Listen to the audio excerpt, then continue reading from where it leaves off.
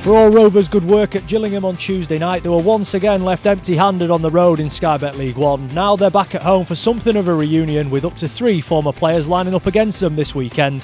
Alfie May, Matty Blair and Andy Williams all played their part in the Robins' promotion to this level last season, and Richie Wells will be hoping they don't come back to haunt the club that they served so well.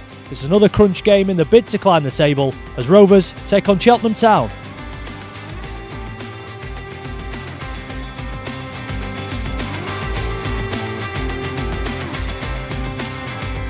Hello, welcome back. It's good to have you with us for another edition of the Inside Rovers pre-match show. Joining me to look ahead to the clash with Cheltenham Town this weekend, Club Doncaster media assistant Dan Breslin and Rovers defender Joseph Olowu. Joseph, first of all, welcome to the show. Another big home game this weekend to look forward to. Yeah, it's a pleasure to finally have made it onto the show. And like you said, it's a very important game for us to look forward to on the weekend. Cheltenham at home. I think we've had some good home performances. So hopefully, had the Wycombe game weren't the best result for us. Good performance, but weren't the best result. So hopefully we can put a good performance and a good result together this weekend moving forward. 2 in the matter of 4 days as well. 2 home games that could be brilliant. That couldn't it either could define the season in some ways as well. If you were to pick up maximum points there, it's a real turning point. Massively, and like you said, it could honestly define our season. And especially we, just as a group of boys, you get a nice feeling being able to play in front of the fans at the Keep Mountain. Hopefully we can, like you say, get a win on Saturday and then move on to Tuesday and hopefully get another win. Yeah, before we get into it then, let's take a look at what's coming up on the show tonight. We'll hear from boss Richie Wells on the importance of good home form. Lewis Jones visits young goalkeepers at the Doncaster Rovers Training Centre. We take a look at how the academy got on in the Red Viking Rail Crossbar Challenge. And we have the latest away fans feature as Aaron Challoner chats to Cheltenham fan Ryan on the Robins season so far.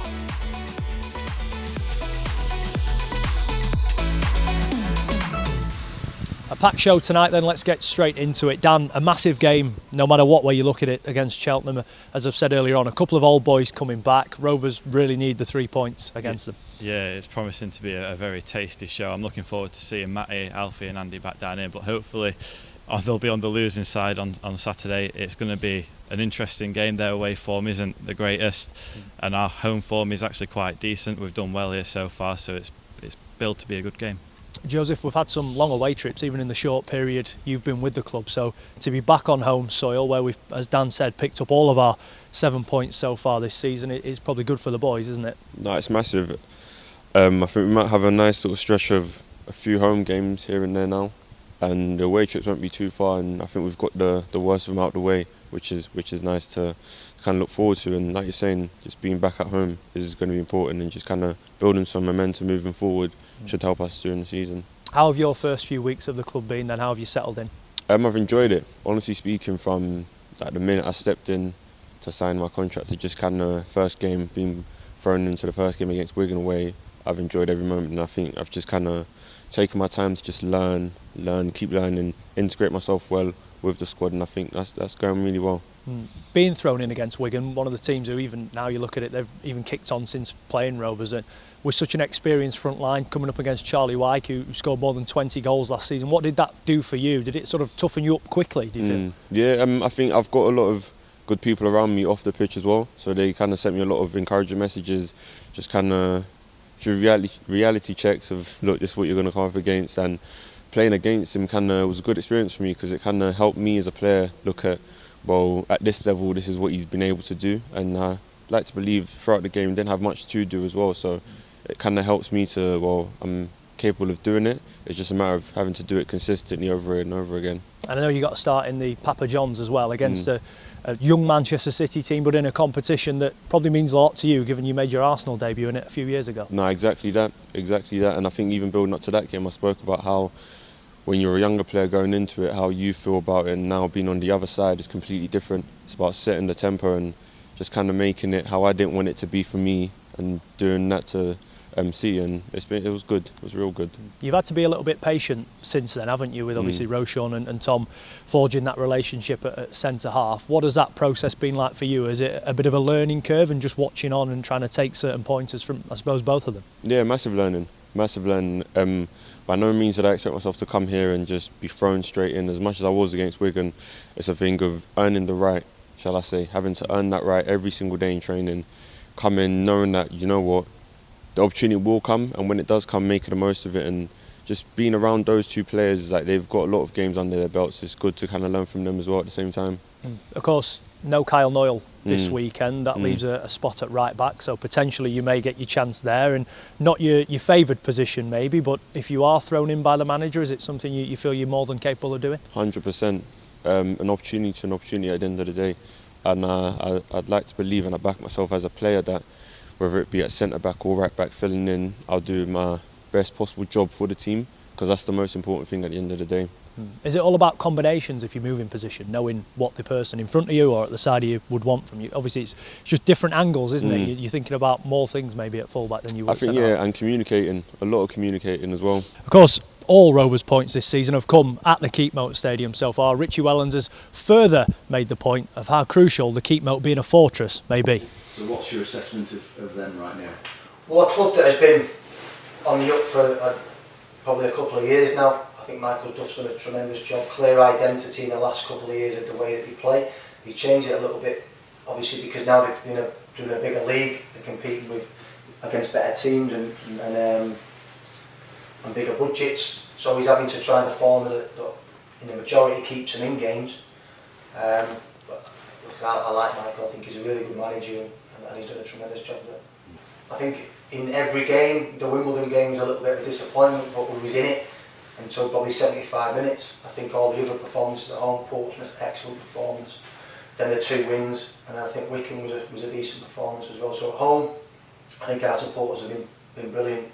There's been no negativity at all at our own games. So I think we just need to continue that.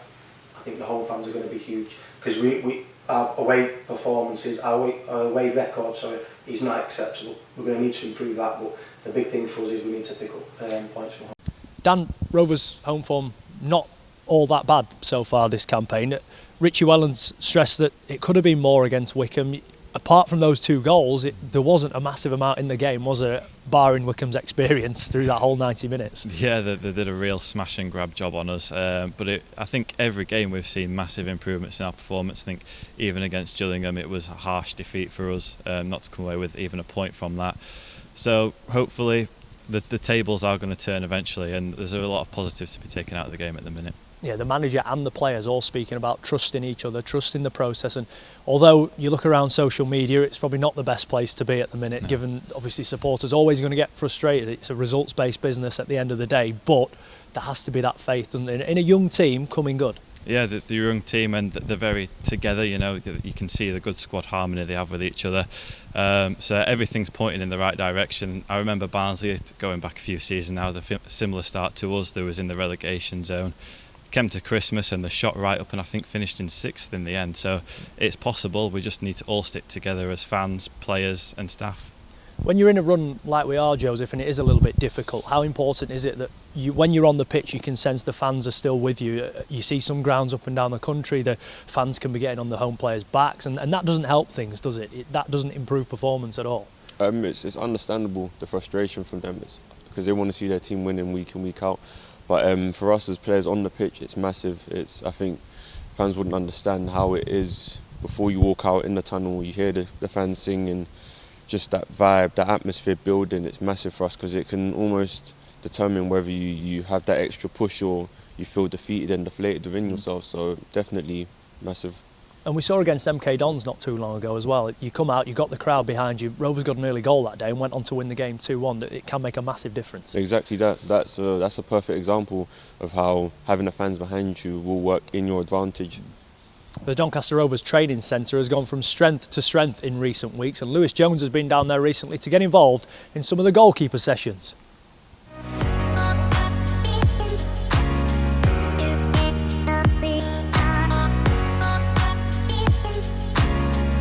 We're looking at redeveloping the goalkeeping department and bring everything together.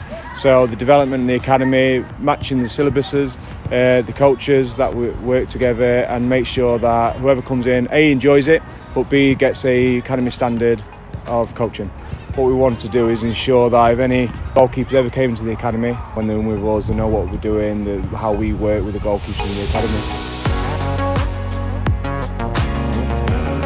So myself, Nick, James Levington, we're all part of the academy staff. Not every goalkeeper will go into the academy, however we want to make sure that they get a good standard of coaching and as close as what we can to the academy.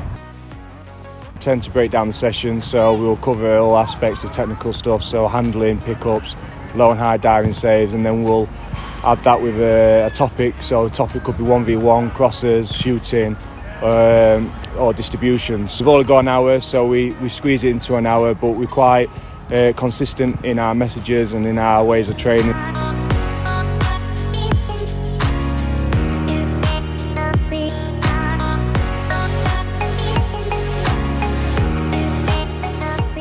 I trained on this pitch here. It used to be grass, so obviously now the facilities are a lot better, and it's nice to see a lot of keepers getting the opportunity. I think it's obviously really important if you can get the foundations of everything set in place at a young age, then you can develop your speed and your quickness as you go on and get stronger and faster. So I think it's really important that is something that you can learn here. But it's obviously really nice to see that a lot of people are here today wanting to be goalkeepers. Definitely some out there that you can see have got the potential to definitely move on and hopefully maybe one day break through.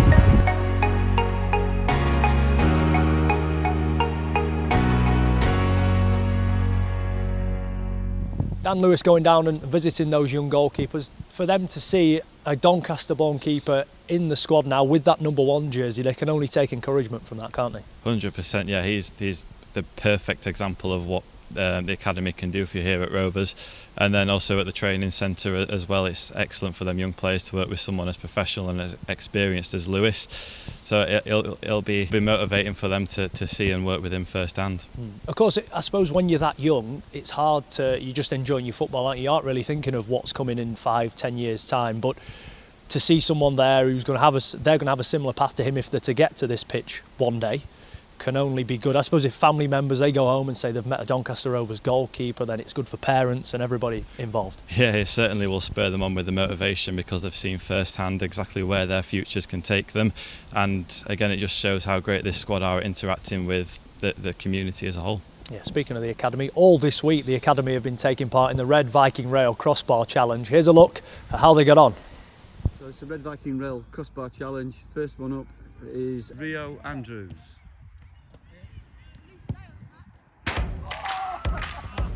Shot, Rio.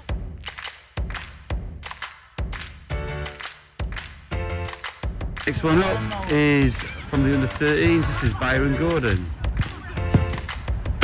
Johnny Tomlinson, Matty Ellison, Harvey Sparrow,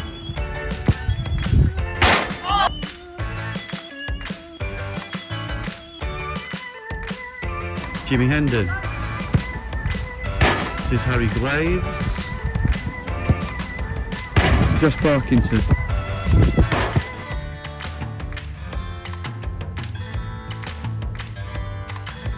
This is a group of under 15s and under 16s. They're going from the halfway line, so don't expect to hear much crossbar clanging.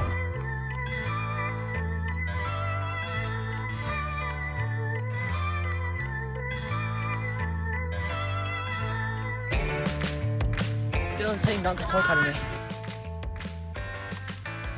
Charlie Bell, Howden AFC and Doncaster Training Development. I'm Vetcher Vesco. I'm at Doncaster Training.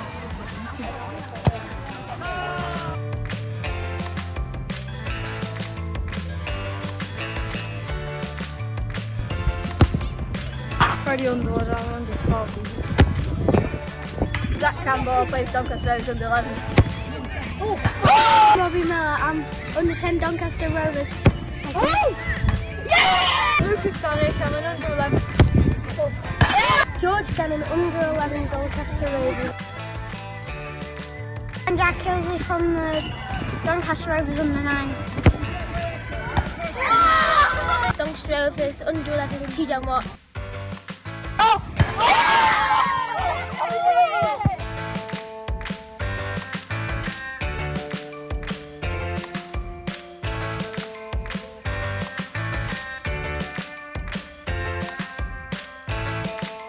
Alex Fletcher, under 18 to fullback.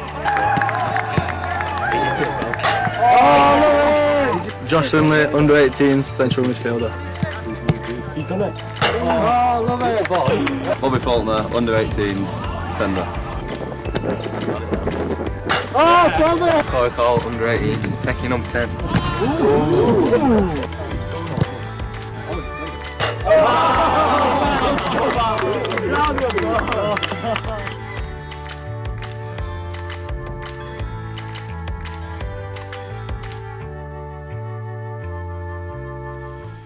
The winners of the competition will be taking part in a crossbar challenge at half-time of tomorrow's game. And Dan, we saw Gaz McSheffrey leading the way in terms of those challenges. Yeah, he's showing that he's still got it, and yeah, he's brilliant. You can tell how much he loved it. I think he said leading by example after he did that. It went from under 13s to under 18s, Joseph, all giving it a go. And getting all those age groups together is key, isn't it, in making everyone feel part of the football club? No, 100%. I think as a young player at any academy, just getting an opportunity to walk out on the first team pitch is just amazing. And having those fans there as well, you know, if you hit it, they give you a nice little cheer. Even if you don't, they still encourage you and cheer you on, so it's really nice for them. I'm sure you'll have been involved in things like that before, coming on the pitch at half-time, and I suppose it can be easy to get sucked into the moment. You're having a look round and thinking like, wow, even at 13, 14, yeah, I want a piece of this in the future. No, 100%. I think even when I was warming up at half-time in the Wycombe game, you get a few of the young boys just shouting over at you, oh, can I have your shirt and stuff like that. So it's nice because you can just see where they're aspiring to be, and it's just for them to kind of continue to work towards that. Is it more relatable as well when you see those people, because you've been in their position before? You've been a 14, 15-year-old kid desperate to make it as a professional footballer, so now you are at this stage, it just makes it a bit more special for you. 100%. In terms of understanding it, I understand it fully, and it almost it gives me that extra connection with those younger boys and the fans in general, because I've been in the stands watching my favourite teams play and watching my idols play on the pitch, and now getting an opportunity to be the one playing on the pitch, it's just what you look forward to, isn't it? And just what you dream about. So to be doing it now is something that I just keep working at to hopefully get more. Dan, it's so important, we've mentioned so many times on the show, that Rovers bring through their own players, and the likes of Lirac and Liam and Lewis, as we mentioned earlier on, Brandon as well. There's a few that have come through in the last 18 months or so. You're going to need that, aren't you? Particularly at this level as well, when there's a chance that your best players are going to get picked up by the bigger clubs at higher levels. You're going to need people able to come through and fill that gap. 100%, and the one thing you can't question is their passion for this football club. You know, I've had the pleasure of working with them for the last 4 years as they've come through the academy, and they're just such infectious personalities, and they've been so excited to be able to get the chance to come and play on the Keepmoat on a regular basis, which they've worked hard for. They've got the pro contracts and they're reaping the rewards for it now.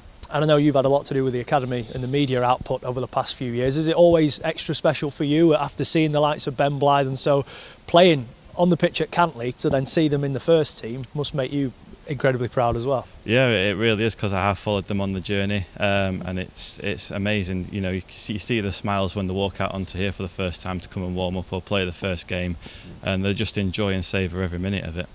Time for the away fans section now then. Here's Cheltenham fan Ryan chatting to Aaron Challoner on the Robin start to life back in League One. Hello there everybody, Aaron Challoner here, representing Forever Football DRFC, your Doncaster Rovers fan channel, here for the away fan preview.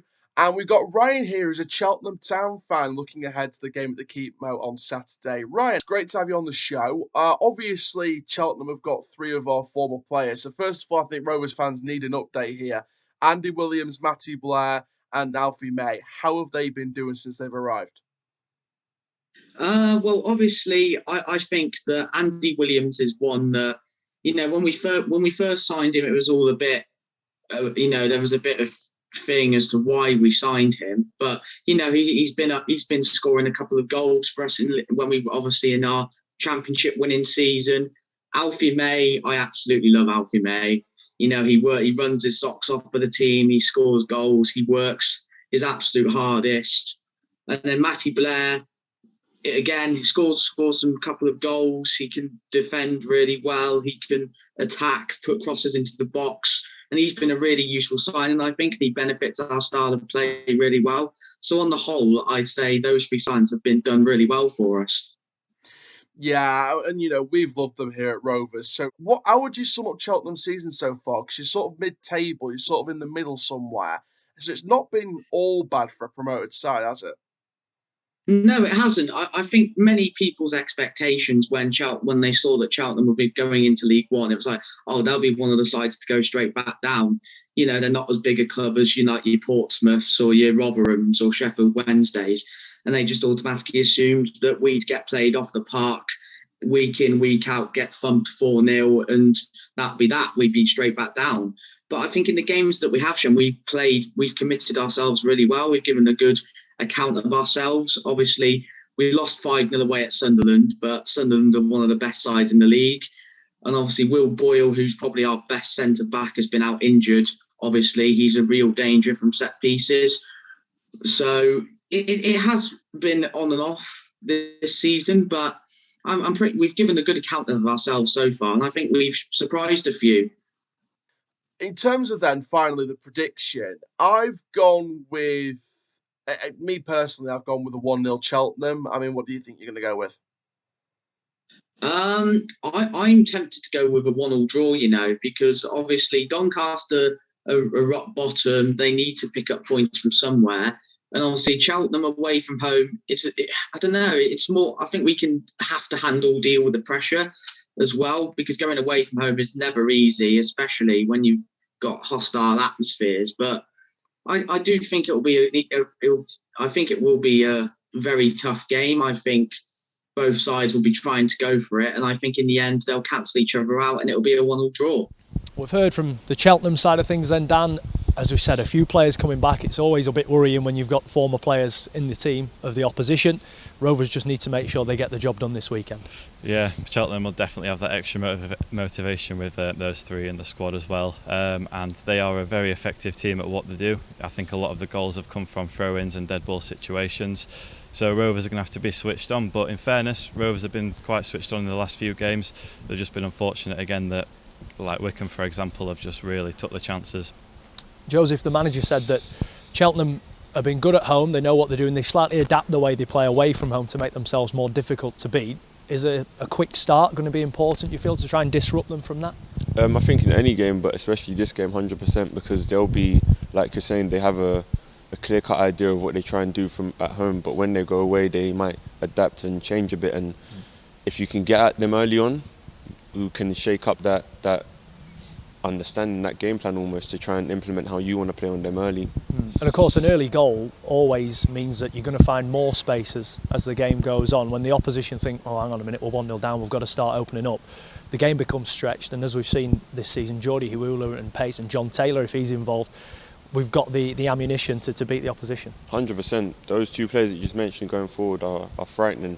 And we've got other players, Joe Dodu, we've got Thiago up top, we've got frightening players going forward and midfield players, and just as a whole team. And I think by us being confident in our style of play and implementing that on them and not allowing them to implement their style on us will be very, very effective for us on Saturday. We've seen, or we know all about the players that are coming back, Dan. Easy to focus on them, but Michael Duff's done a really good job, hasn't he, at Cheltenham? Similar to Wycombe in a way that a couple of years ago were probably making sure they didn't fall out of the Football League. Now that they're an established League One team, or establishing themselves in League One, and he deserves huge credit for that. Yeah, unquestionable job that he's done there. I don't think anyone would have predicted the kind of impact that he's had, but he's a Cheltenham legend. He spent most of his playing career there, and he's spent a good few years there as a manager, where he's just been unbelievably successful. Joseph, I won't push you for a definitive score prediction, but how do you see this game going, and what do Rovers need to do to come away with 3 points? I think we just need to continue with what we've been doing, because it's been working for us. It's just the results that haven't really fallen in place, and as a group we need to stick by that and continue to back ourselves and have the confidence that, you know what, it is going to turn, not when, but it is going to turn for us. And I think I can see Saturday going a clean sheet and a Rovers win would be great. I think we'll all take that. Dan, are you going to put your neck on the line and give us a prediction? Yeah, I want to get behind the team sheet, but I'm going to go for a clean sheet, but I'm going to go for a 2-1 win for Rovers. Again, I think we'd all take that. Joseph, Dan, thank you for your company tonight. Thank you at home for watching as well. Come down and support the lads this weekend in search of another crucial 3 points when Rovers take on Cheltenham Town.